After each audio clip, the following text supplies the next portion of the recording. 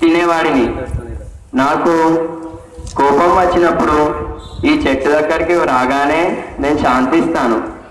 నాకు ఆఫీసుకి వెళ్ళినప్పుడు బాగా కష్టంగా అనిపించేది, ఈ చెట్టు కిందికి రాగానే సుఖంగా అనిపించేది.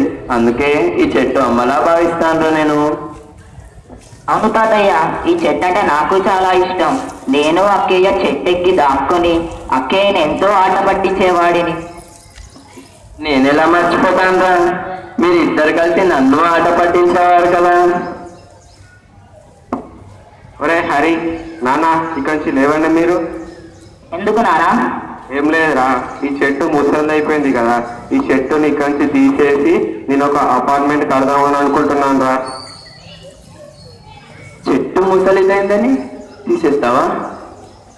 మరి నేను ముసలివాడిని అనుకోరా, నాతో ఏమి లాభం లేదు కదరా.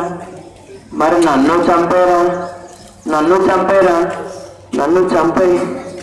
అదే మాటలు నాన్న, మీరు చెట్టు ఒకటేనా? మీరు నాకు గోరు బుద్ధులు పెట్టి పెంచారు, నన్ను ఎత్తుకున్నారు, నన్ను ప్రవేశకునే చేశారు. మీరు చెట్టు ఒకటేలా అవుతుంది నాన్న? కాదురా, నాకంటే ఆ చెట్టే గొప్పది. ఎందుకంటే ఆ చెట్టు మనకి ప్రాణవాయువుని ఇస్తుంది, మనకి తన యొక్క శాశ్వతం మొత్తం మనకి చేస్తుంది. నువ్వు నా కొడుకువి కాబట్టి నేను నిన్ను పోషించాను.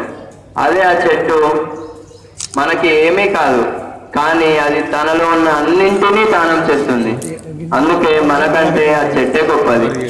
ఆ చెట్టు త్యాగం ముందు నువ్వెంత, నేనెంత, మన త్యాగం ఎంత. వద్దు, ఈ చెట్టు నరకండి. ఈ చెట్టు నరకాలంటే మీరు ముందు నన్ను చంపాలి.